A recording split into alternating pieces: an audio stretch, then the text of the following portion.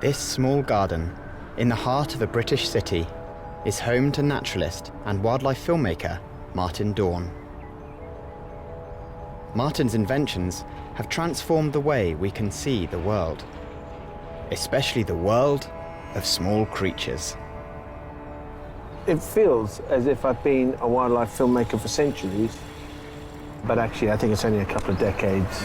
I've been lucky enough to film pretty much every kind of animal: lions, monkeys, eagles, butterflies, and quite a lot of insects, a lot of ants. Over the years I've invented, designed, hastily constructed many different devices for filming insects and small creatures, and they all rely on very tiny lenses on a camera with a very small chip size. What that gives us is a perspective that is utterly different from the world in which we normally live. I mean, it kind of makes the world sort of 50 times the size that we perceive it to be, which means that this garden here is more like a kind of 10 square kilometers of unexplored nature reserve with unknown creatures and drama and action, every bit as exciting as anything that you could see on the plains of Africa. In order to discover something new, see something new, film something new, I didn't have to go all the way to Kilimanjaro or the forests of Sumatra. I can actually just come right here in my back garden and see things no one has ever seen before, and film species that, while they are known to science, their behavior is often undescribed. For me, this is half the fun, just trying to make sense of it all.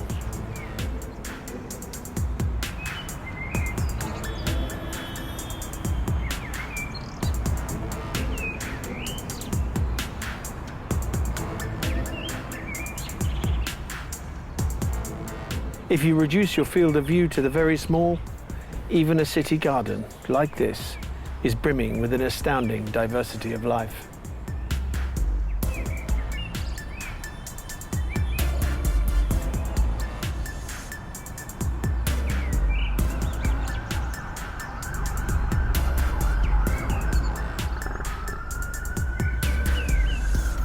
The thing that amazed me most when I started to look closely at this garden is that besides the honeybee, I've seen over 50 other species of bee.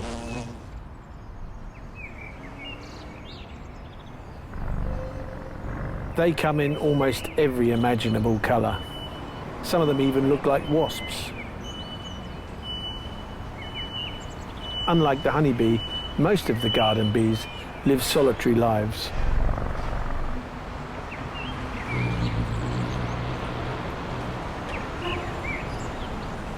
Woodworm holes in the fence are perfect for the tiniest.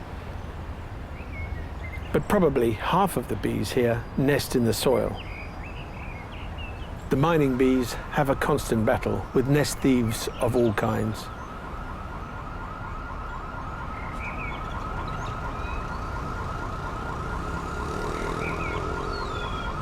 But the owners usually win, because in nature too, possession is 9/10 of the law. The wasp-like cuckoo bees are a more serious threat, but they spend their days searching for burrows of the mining bees in which to lay their own eggs. She can only find the rough location of the nest by scent, by wafting air over her antennae.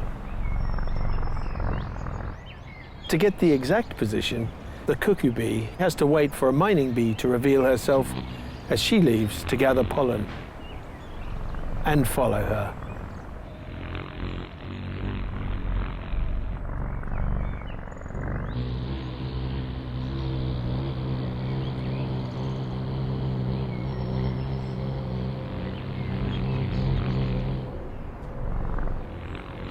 At first, the mining bee acts confused, as if she knows she's being tailed. But then, quite often, the cuckoo bee will land as if she's pretending to be a leaf, perhaps so as not to draw attention to herself. When the mining bee thinks the coast is clear, she goes to her burrow, closely watched by the cuckoo bee.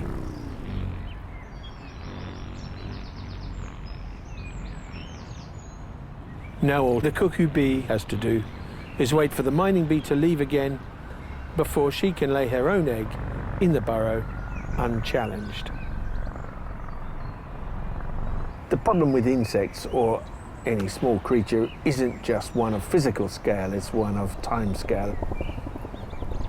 Some insects have been shown to perceive events 10 times as fast as we do. And so when something happens in the insect world, it's just a blink of an eye to human senses. The only way for us to actually reveal what's actually going on is to use slow motion photography.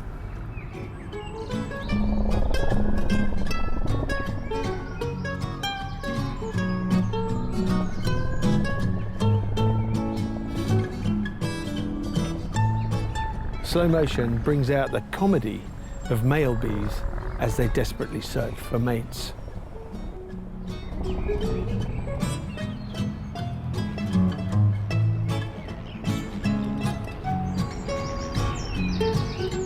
Just trying to focus on a bee darting around, especially a male that's rapidly trying to locate the female of his choice, it's almost impossible. Here I'm filming at 250 frames a second, which is slowing life down 10 times. I have a chance, but still my difficulty is having the bee in the frame. To help with this, we've built this thing called a megascope, which has a wide-angle lens on the end of it, but away from the camera so the whole thing doesn't threaten the bee. It can focus very quickly and it's much easier to have it pointing in the right direction. The female, she uses this patch of flowers for nectar mostly, and that's where the male is waiting for her. He patrols up and down here and he attacks anything that vaguely resembles the female. He's easy to distinguish because he looks more bee-like, he's kind of brown. And the female is actually a beautiful velvet black. When he sees the female, his first task is to hover in front of her, and it's almost as if he's displaying to her to say, you know, hello, look, I'm this cool, I can hover, look at the way I can hover. And she, as far as I can tell, invariably just ignores him.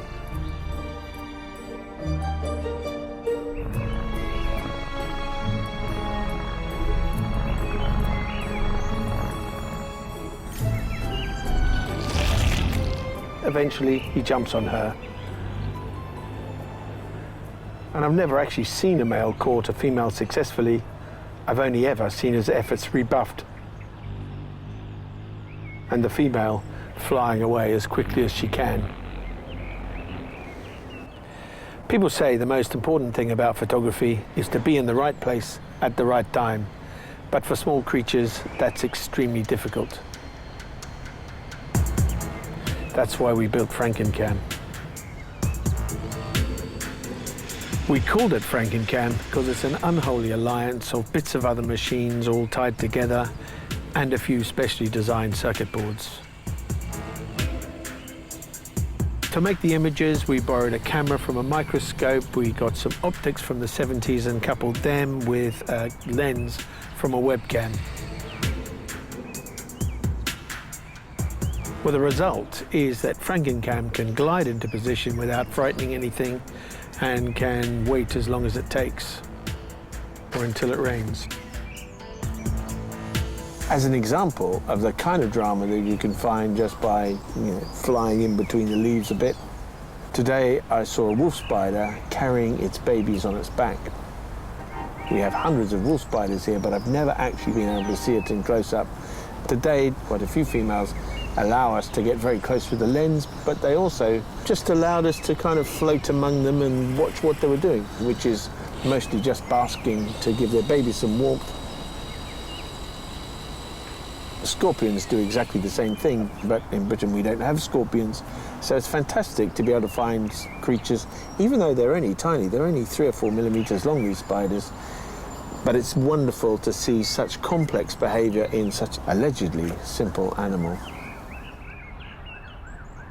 FrankenCam also gives us the means to go deeper into the undergrowth, and there we can find another range of animals.